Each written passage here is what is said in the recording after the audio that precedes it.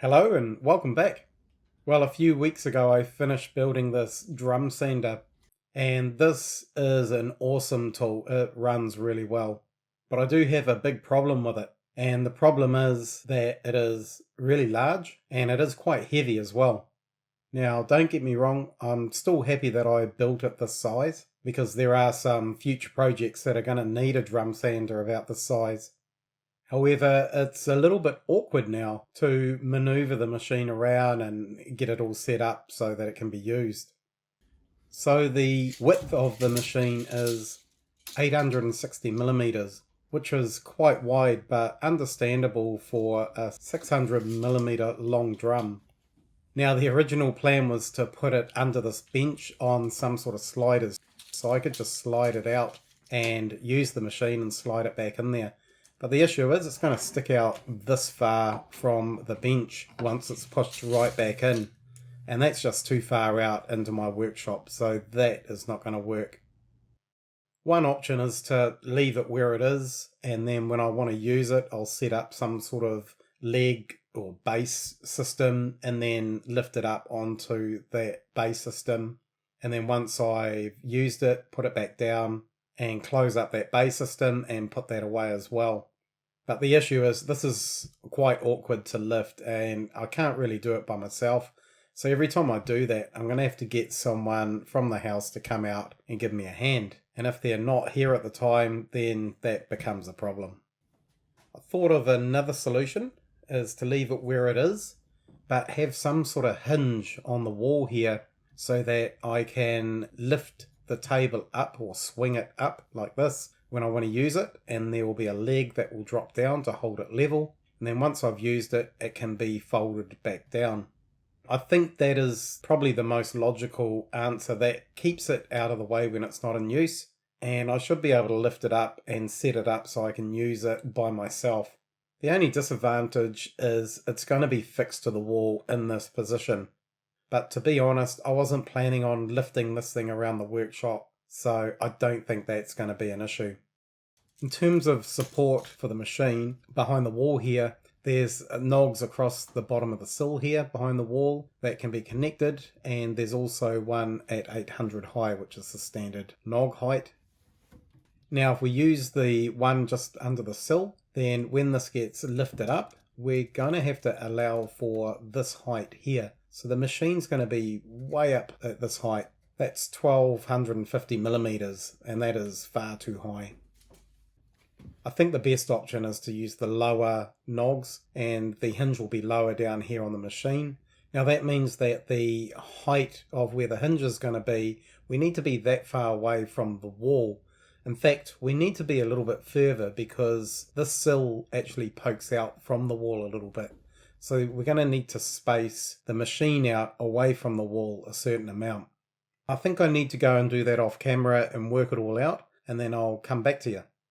So I've come up with two pieces of 4x2, and I'll need to pack it out a bit more at the back, but that'll go on the wall, and then I'll put the hinge on the front, and once it's bolted to the base, when the base is lifted up, it'll sit onto these 4x2s. This is the other piece that I need to pack out to get the right distance away from the wall. That will go on there and be screws in there, but it'll actually be on the other side. Then that'll give me the right distance away from the wall. That piece is screwed onto the other two bits of 4x2.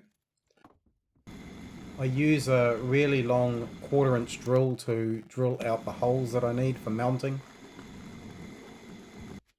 And then we mark out the holes into the wall, and the piece is bolted onto the wall. That's done at both ends. Alright, I had a little bit of a disaster here. I over tightened two of the bolts and they've broken off. So they're broken off here, and this thing is still stuck on the wall, and that's because the thread is still in the timber and also in the wall here. But this is no good, and I need to take this off and change it. I unscrew one of the pieces of 4x2, and that is useful because I can use those holes to mark out the holes when I rebuild this part. That is still solidly on the wall, so that's going to have to be cut. So I make a few cuts here with a handsaw. Then I need to chisel out this piece here. Now there is a screw coming from the other side and I don't really want to hit it with the chisel. And then there's also a screw on this block as well. So once that's broken off, then I can unscrew that block. I do the same for the other broken bolt. Then I use vice grips to unscrew both of these broken bolts out of the wall. I should have done this first time round, but I went out and got a piece of 5" by 5" post, and that's what we're going to screw to the wall. I've got a piece of 4x2 on the top that has all the hole layout, so I'm screwing that on just to make sure nothing moves, and then I go through and mark out where those holes are. I've already drilled these on the drill press as deep as it goes, so now I'm just drilling right through the piece of wood by hand.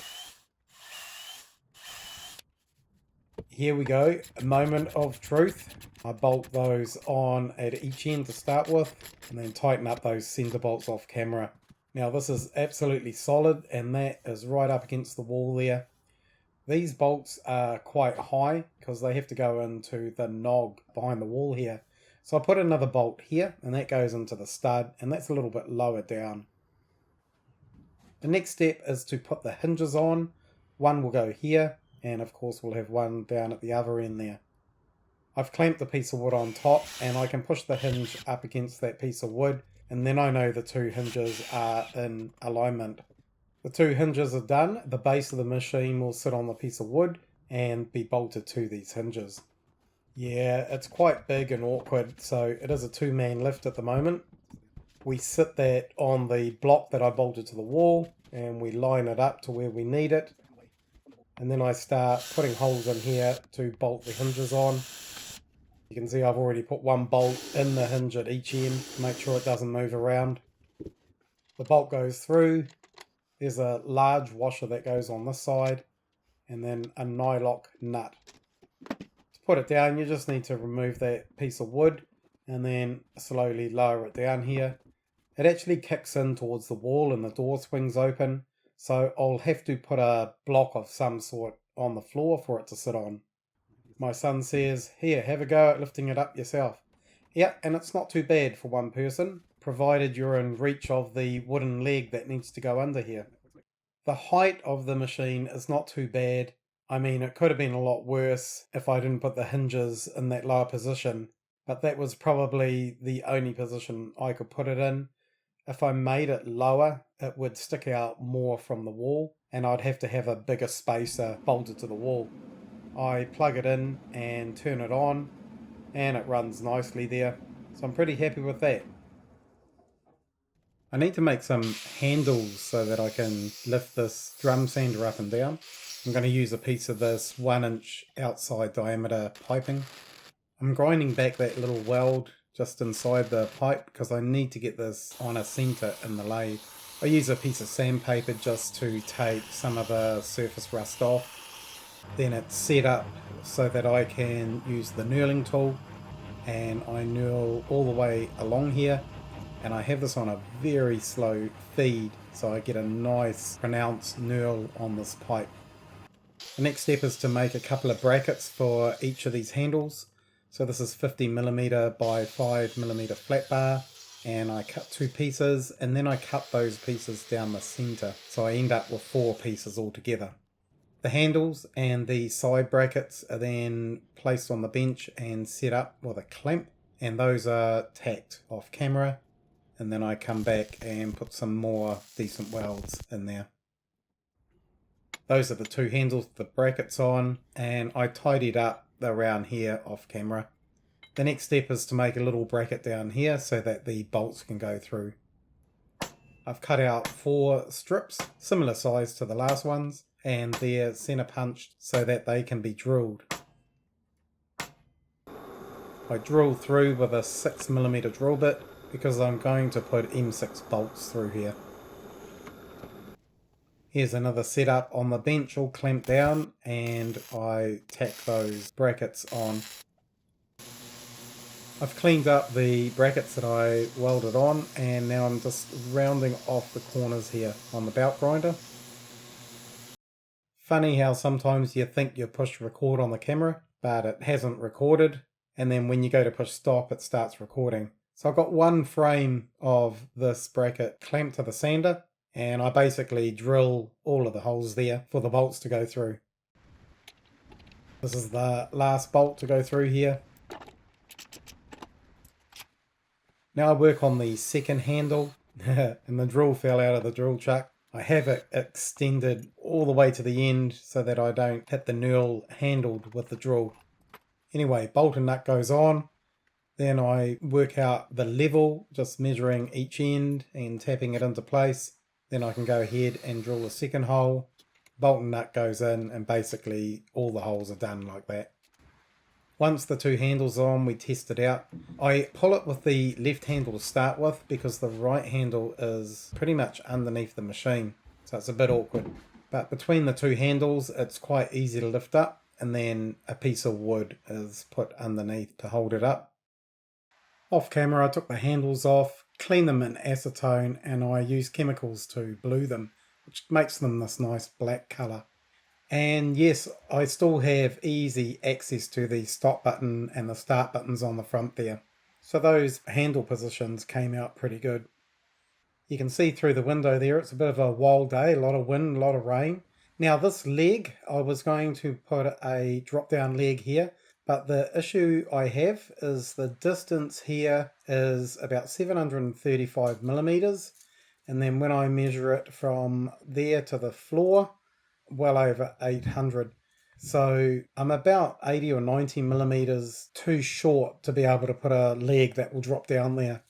So I'm going to continue to use this piece of timber here. I might make some guides on the base of the sander just so that the wood doesn't slip out to the sides. But this is going to work fine in the meantime. Here's a view of the drum sander going down in the packed up position and how those hinges work.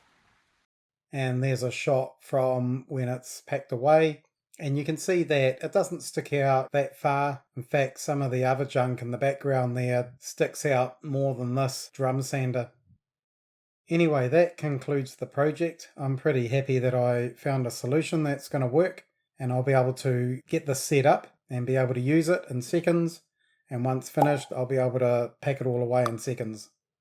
I hope everyone has a great day, and once again, thanks for watching.